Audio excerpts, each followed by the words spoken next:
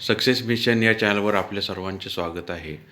तर नुकतंच राष्ट्रीय शैक्षणिक धोरण 2020 किंवा नॅशनल एज्युकेशन पॉलिसी 2020 म्हणजेच राष्ट्रीय शिक्षा नीती जाहीर करण्यात आलेली आहे. यापूर्वी 2005 आणि 2009मध्ये राष्ट्रीय शैक्षणिक धोरण जाहीर करण्यात आलेलं होतं. पूर्वीच्या राष्ट्रीय शैक्षणिक धोरणामध्ये सर्व शिक्षा अभियान यावर भर देण्यात आलेला होता. तसेच राईट टू एज्युकेशन म्हणजे सर्वांना शिक्षणाचा अधिकार यावर सुद्धा पूर्वीच्या शैक्षणिक धोरणामध्ये मोठ्या प्रमाणात भर देण्यात आलेला होता. तर यामध्येच अजून थोडी सुधारणा करण्यात आलेली आहे की सर्वांनाच शिक्षणाचा अधिकार मिळाला पाहिजे आणि कुणीही शिक्षणापासून वंचित राहिलं नाही पाहिजे. यासाठी हे जे नवीन राष्ट्रीय शैक्षणिक धोरण आहे 2020 साली हे जे आहे ते संमत करण्यात आलेलं आहे. तर यामध्ये शिक्षण क्षेत्रामध्ये अनेक महत्त्वाचे बदल सुचवण्यात आलेले आहे.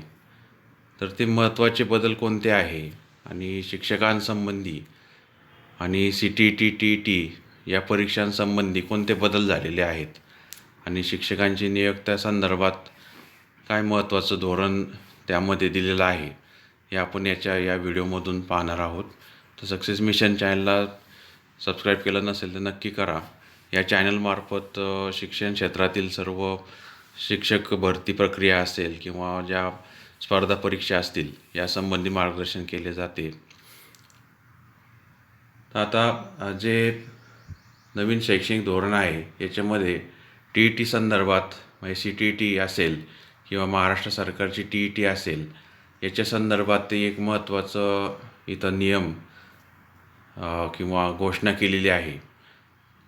तर याच्यामध्ये असं दिलं आहे, शिक्षक पात्रता परीक्षा TET सामग्री और शिक्षाशास्त्र दोनों के संदर्भ में बेहतर परीक्षण सामग्री को विकसित करने के लिए मजबूत किया जाएगा. म्हणजे याचा अर्थ म्हणजे तुमचा जो विषय आहे सामग्री आणि शिक्षाशास्त्र म्हणजे पेडागॉगी या संदर्भात तुम्हाला किती नॉलेज आहे, किती ज्ञान आहे यासाठी TETचं रचना केली जाणार आहे. तर तुमचं विषयावर सुद्धा प्रभुत्व असलं पाहिजे. तसेच शिक्षणशास्त्रामध्ये सुद्धा प्रभुत्व असलं पाहिजे. म्हणजे कसं शिकवावं पेडागॉगी संबंधी याचं सुद्धा तुम्हाला ज्ञान असलं पाहिजे. ते TET मार्फत तपासलं जाणार आहे. स्कूल शिक्षा के सभी स्तरों बुनियादी, प्रारंभिक, मिडल और माध्यमिक के शिक्षकों को शामिल करते हुए भी TET को विस्तृत किया जाएगा. म्हणजे इथं काय दिलं आहे की बुनियादी म्हणजे प्री प्रायमरी आपण जो म्हणतो म्हणजे जे 3 ते 6 वयोगटातील विद्यार्थी आहेत किंवा मुलं आहेत तर त्यांना बुनियादी शिक्षण दिलं जाणार आहे. म्हणजे त्याला प्री प्रायमरी आपण म्हणू शकतो किंवा फाउंडेशन म्हणू शकतो. तर त्यामध्ये लोअर KG, अप्पर KG वगैरे यांचा समावेश होत असतो. तर त्याच्यामध्ये सुद्धा TET असणं आवश्यक आहे. TET किंवा CTET झालेले शिक्षकच तिथं नेमले जाणार आहेत. तर हे फार महत्त्वाचं आहे की अगदी पूर्व प्राथमिक म्हणजे बालवाडीपासून म्हणजे लोअर KG, अप्पर KG पासून ते प्रारंभिक म्हणजे 1ली ते 5वी असेल, 6वी ते 8वी 10वीपर्यंत आणि 12वीपर्यंत शिक्षकांसाठी TET अनिवार्य होणार आहे. विषय शिक्षकों की भर्ती प्रक्रिया में उनके संबंधित विषय में प्राप्त TET या NTA परीक्षा के अंकों को भी शामिल किया जाएगा. म्हणजे इथं दिलं आहे की TET परीक्षेचे मार्कसुद्धा शिक्षक भरतीच्या वेळेस ग्राह्य धरण्यात येणार आहेत. म्हणजे TETला तुम्हाला 150 पैकी किती गुण मिळाले हे सुद्धा शिक्षक भरती करताना तिथं पाहिलं जाणार आहे. त्यामुळं TET CTET जरी उत्तीर्ण असेल तरी तुम्हाला त्याच्यामध्ये मार्क इम्प्रूव्हमेंट करता येतं. म्हणजे पुन्हा परीक्षा देऊन 150 पैकी तुम्हाला जर 95 मार्क असतील तर तुम्हाला 150 पैकी पुन्हा 120, 125 किंवा 130 किंवा त्यापेक्षाही जास्त गुणसुद्धा मिळवण्यासाठी पुन्हा तुम्ही परीक्षा देऊ शकता. तशी व्यवस्था TET परीक्षेमध्ये किंवा CTET परीक्षेमध्ये सांगितलेलं आहे की तुम्हाला मार्क इम्प्रूव्ह करायचे असतील, मार्क वाढवायचे असतील तर तुम्ही पुन्हा परीक्षा देऊ शकता. तर नवीन शैक्षणिक धोरणामध्ये TETचे मार्कसुद्धा शिक्षक नियुक्तीच्या वेळेस ग्राह्य धरण्यात येणार आहेत असं दिलेलं आहे. तर TET CTET परीक्षेचं महत्त्व इथं वाढलेलं आहे. शिक्षण के प्रति जोश और उत्साह को जांचने के लिए साक्षात्कार या कक्ष में पढ़ाने का प्रदर्शन करना स्कूल या स्कूल कॉम्प्लेक्स में भर्ती प्रक्रिया का एक अभिन्न अंग होगा. तर साक्षात्कार म्हणजे इंटरव्ह्यू असेल किंवा तिथं डेमो लेसन असतील. डेमो लेसनसुद्धा तुम्हाला द्यावे लागणार आहेत. ज्यावेळेस शिक्षकांची भरती केली जाईल त्यावेळेस इंटरव्ह्यू CTET पास असेल तरी पुढं या प्रक्रियेमधून तुम्हाला जावं लागणार आहे. डेमो लेसन तिथं द्यावे लागणार आहेत. इन साक्षात्कारों का उपयोग स्थानीय भाषा में शिक्षण के में सहजता और दक्षता का आकलन करने के लिए किया जाएगा. म्हणजे साक्षात्कार म्हणजेच इंटरव्ह्यू म्हणता येईल. त्याच्यामध्ये इंटरव्ह्यूमध्ये काय पाहिलं जाईल की तुमचं शिक्षणामध्ये सहजता स्थानीय भाषा में, म्हणजे तुम्ही जर महाराष्ट्रात शिकवत असाल तर मराठी आलं पाहिजे. तर त्यासाठी इंटरव्ह्यू घेतले जाणार आहेत, जिसमें प्रत्येक स्कूल कॉम्प्लेक्स में कम से कम कुछ शिक्षक हो जो स्थानीय भाषा और छात्रों की अन्य प्रचलित घरेलू भाषाओं में छात्रों के साथ बातचीत कर सके.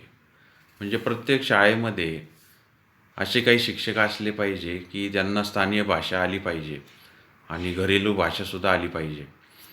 निजी स्कूलों में शिक्षकों को भी TET कक्षा में पढ़ाने का प्रदर्शन, साक्षात्कार और स्थानीय भाषा के ज्ञान के माध्यम से समान रूप से योग्य होना चाहिए. म्हणजे जे प्रायव्हेट स्कूल आहेत, निजी स्कूलमध्ये सुद्धा TET असलं पाहिजे आणि कक्षा में पढ़ाने का प्रदर्शन म्हणजे तिथं डेमो लेसन आणि साक्षात्कार म्हणजे इंटरव्ह्यू आणि स्थानीय भाषा के ज्ञान म्हणजे स्थानीय भाषा याचं ज्ञान असलं पाहिजे. तर हे नियम जे आहे ते शिक्षक भरतीच्या वेळेस तिथं लावले जाणार आहेत नवीन शैक्षणिक धोरणानुसार, की जे आता लवकरच लागू होणार आहे. तर किंवा लागू थोडंफार तिथं टप्प्याटप्प्याने लागू होत आहे. तर या संबंधित महाराष्ट्र सरकारने सुद्धा TET कंपल्सरी केलेलं आहे. 12वीपर्यंत TET असलं पाहिजे असं महाराष्ट्र सरकारने सुद्धा जाहीर केलेलं आहे.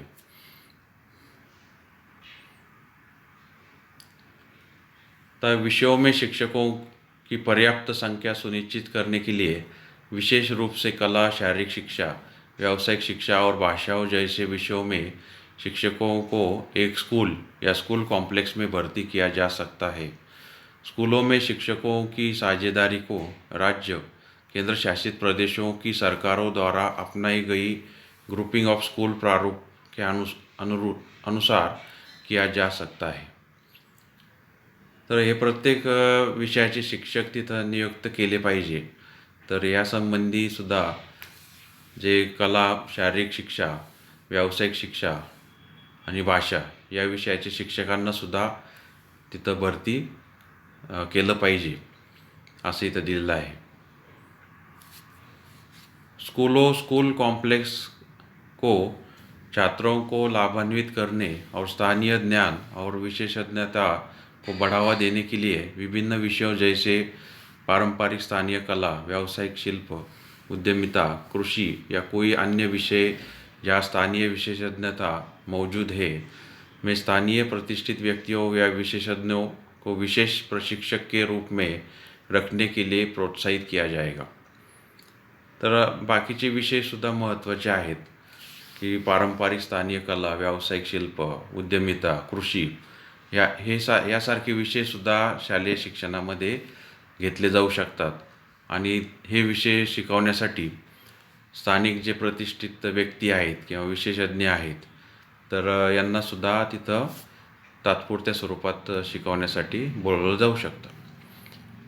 अगले 2 दशकों में अपेक्षित विषयवार शिक्षकों की रिक्तियों का आकलन करने के लिए एक तकनीक आधारित व्यापक शिक्षक आवश्यकता योजना और भावी आवश्यकताओं के अनुमान का कार्य प्रत्येक राज्य द्वारा आयोजित किया जाएगा.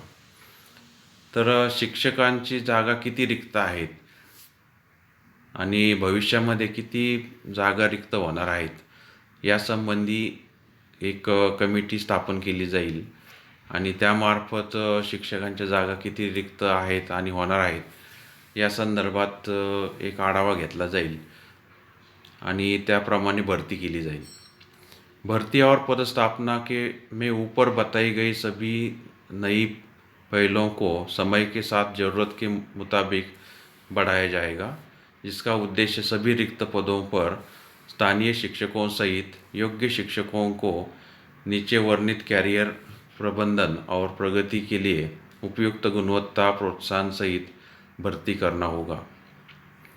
शिक्षक शिक्षा कार्यक्रम और ऑफरिंग्स इस प्रकार अनुमानित होंगे।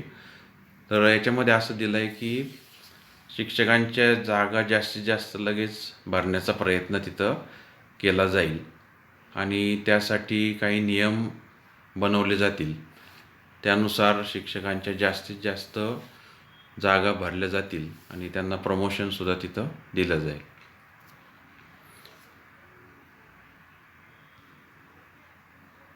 त्यानंतर विशिष्ट शिक्षकांची सुद्धा भरती इथं होणार आहे।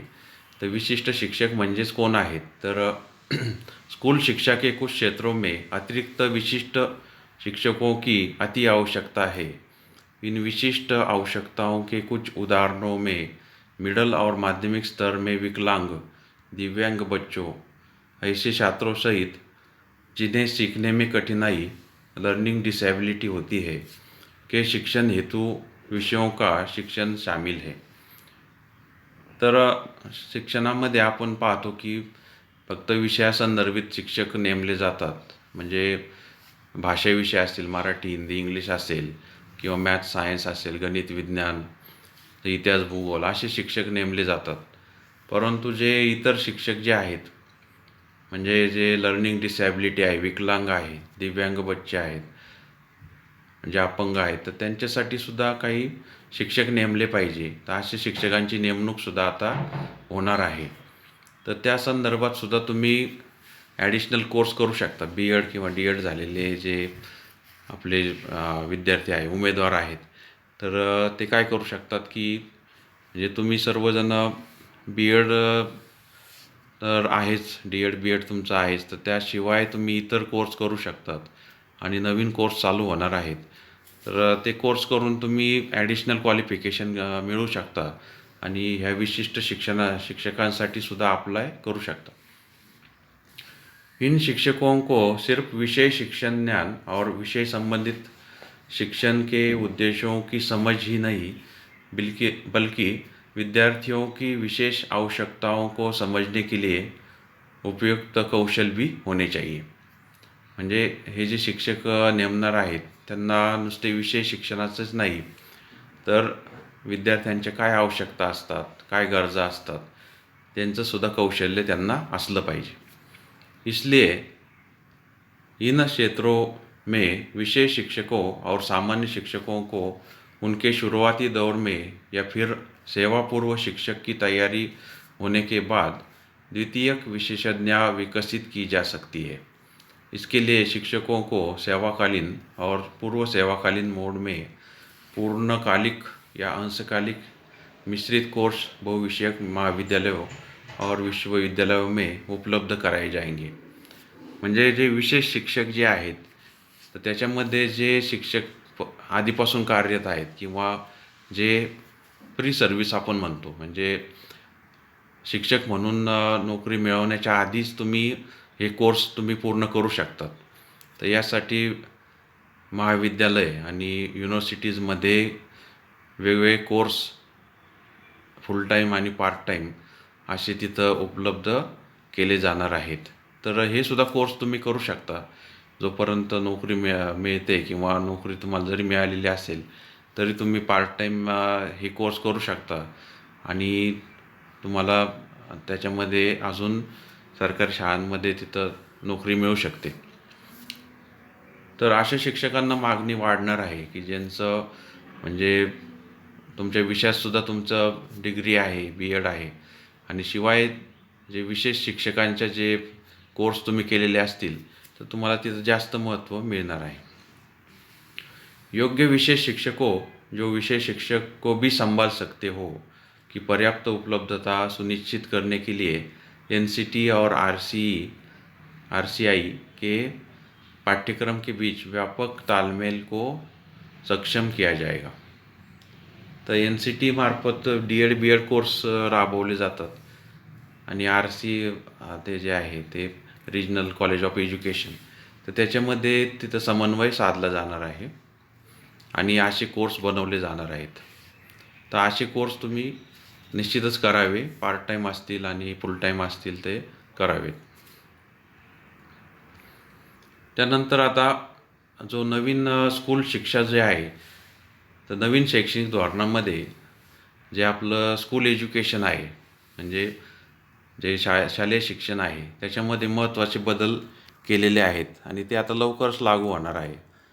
तर यह नीति वर्तमान की 10+2 यानी 10+2 वाली स्कूली व्यवस्था को 3 से 18 वर्ष के सभी बच्चों के लिए पाठ्यचर्या और शिक्षण शास्त्रीय आधार पर 5+3+3+4 की एक नई व्यवस्था में पुनर्गठित करने की बात करती है. तर इथं दिलेला आहे पिछला अकादमिक ढांचा, नया शैक्षणिक और पाठ्यक्रम ढांचा. तर इथं खालून सुरुवात आहे.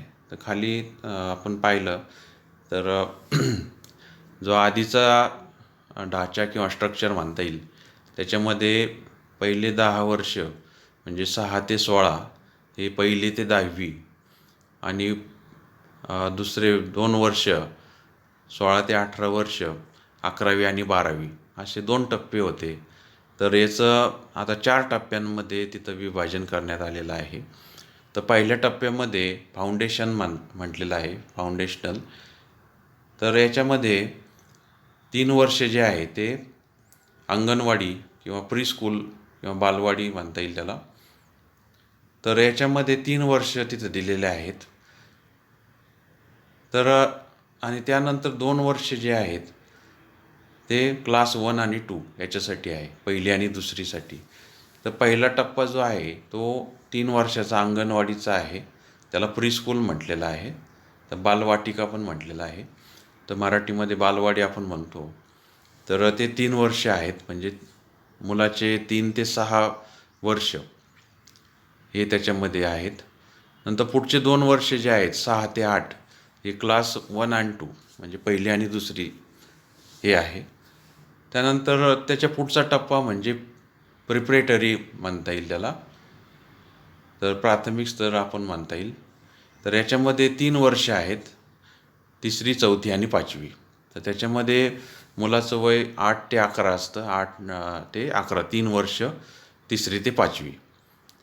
नंतर जो तिसरा टप्पा आहे तो मिडल स्कूल म्हणता येईल. तर याच्यामध्ये पुन्हा 3 वर्ष आहेत, क्लास 6 ते 8 म्हणजे मुलाचं वय 11 ते 14. यामध्ये मिडल स्कूल आता म्हटलं जाणार आहे. तर इयत्ता 6वी ते 8वी. त्यानंतर सेकंडरी स्कूल जे आहे ते 4 वर्षाचं असणार आहे, 9वी ते 12वी. तर त्याला सेकंडरी स्कूल म्हणणार आहे. तर त्याचं वय असतं त्यावेळेस 14 ते 18. तर असे 4 टप्पे केलेले आहे. पूर्वी 2 टप्पे होते, आता 4 टप्प्यामध्ये तिथं नवीन शैक्षणिक धोरणामध्ये जे ढांचा जो बनतो, आराखडा आपण म्हणतो, तर तो आराखडा असा बनवण्यात आलेला आहे. तर शिक्षक भरती करताना सुद्धा या टप्प्यानुसार भरती केली जाणार आहे. तर त्या प्रत्येक टप्प्यासाठी वेगवेगळी CET असणार आहे. तर आता 2 प्रकारची CET होतात. आता CETची संख्यासुद्धा वाढण्याची शक्यता आहे आणि CTET आणि TETचा अभ्यासक्रमसुद्धा थोडा बदलण्याची शक्यता आहे या टप्प्यांनुसार.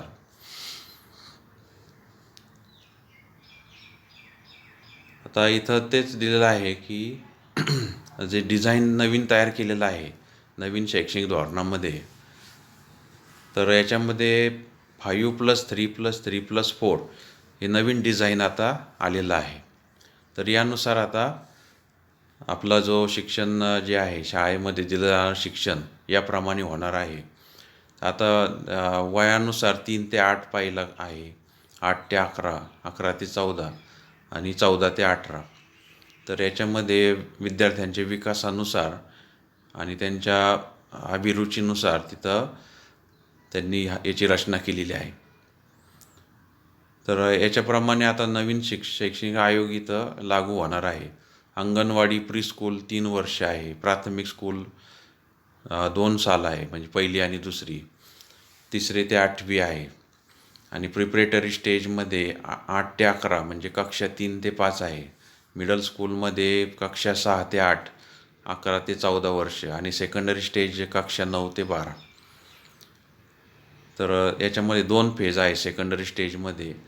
तर 9वी आणि 10वी पहिला फेज आणि 11वी आणि 12वी दुसरा फेज. तर असं नवीन शैक्षणिक धोरणामध्ये जे शिक्षणाचा जो क्रम आहे तो बदलणार आहे. आता इथं रिक्त पदांना लवकरात लवकर भरण्यासाठी आणि वंचित क्षेत्रामध्ये शिक्षक आणि विद्यार्थ्यांचा जो रेशो आहे तर तो सुद्धा कमी करण्यात येणार आहे. 30 विद्यार्थ्यांमागं एक शिक्षक असं केलं जाणार आहे. आणि 25:1 असं सुद्धा, जिथं वंचित बच्चे जास्त आहे, वंचित मुलं जास्त आहेत, तिथं 25:1 शिक्षक असं तिथं प्रमाण राहणार आहे. त्यानंतर शिक्षक प्रशिक्षणातसुद्धा काही बदल होणार आहेत किंवा झालेले आहेत. आता आपण पाहतो की 12वी नंतर 4 वर्षाचं BEd तिथं आलेलं आहे. तर 12वी नंतरच विद्यार्थी ठरवू शकतो की त्याला शिक्षक व्हायचं की नाही. 12वी नंतर BSc BEd आणि BA BEd असे 2 कोर्स सध्या चालू आहेत. तर 12वी आर्ट्स असेल तर BA BEdला ॲडमिशन घेऊ शकतात, किंवा 12वी सायन्स असेल तर BSc BEdला प्रवेश घेऊ शकतात. म्हणजे तुम्ही आत्ताच तुमचं 1 वर्ष तिथं वाचू शकतं. म्हणजे 12वीचे विद्यार्थ्यांचं 1 वर्ष वाचू शकतं. कारण 12वी नंतर 3 वर्षाचा डिग्री कोर्स केला तर 2 वर्षाचं BEd करावं लागतं, म्हणजे 5 वर्ष लागतात. परंतु 12वी नंतर जर BEd केलं तर 4 वर्षात BA BEd किंवा BSc BEd होऊ शकतं. आणि पदवीनंतर 2 वर्षाचं BEd आहे. तर त्यामध्ये कोणतीही डिग्री असेल तर त्यानंतर BEdला तुम्हाला प्रवेश मिळू शकतो. तर BEdला प्रवेश ते 2 वर्षाचं तुम्ही करू शकता. तर अशा प्रकारे जे नवीन शैक्षणिक धोरणामध्ये काही बदल झालेले आहेत. तर हे बदल फार महत्त्वाचे आहे. परंतु ते लागू कधी होतील हे म्हणजे अजून ते टप्प्याटप्प्याने होणार आहेत. तर पुढील वर्षापासून लागू होण्याची शक्यता आहे. तर CTET आणि TET देणाऱ्यांनी सुद्धा लक्षात ठेवावं की आपल्याला मार्कसुद्धा आता तिथं CTET आणि TETचे शिक्षक भरतीला करताना तिथं ग्राह्य धरण्यात येणार आहेत. तर त्यासाठी आणि TAIT किंवा अभियोग्यता परीक्षासुद्धा महाराष्ट्र सरकारमार्फत लवकरच होण्याची शक्यता वाटत आहे. कारण शिक्षक भरती करताना कोणता तरी निकष लावला जाणं आवश्यक आहे. तर त्यासाठी TAIT हीच परीक्षा सध्या अस्तित्वात आहे. तर ती परीक्षेची संदर्भात काहीतरी घोषणा होण्याची शक्यता आहे. तर त्या दृष्टीने सुद्धा आपल्या चॅनलमार्फत अभियोग्यता चाचणीची सुद्धा तयारी करून घेणार आहोत. तर चॅनलला सबस्क्राईब केलं नसेल तर नक्की करा. हा व्हिडिओ आवडला असेल तर नक्कीच लाईक आणि शेअर करा. धन्यवाद.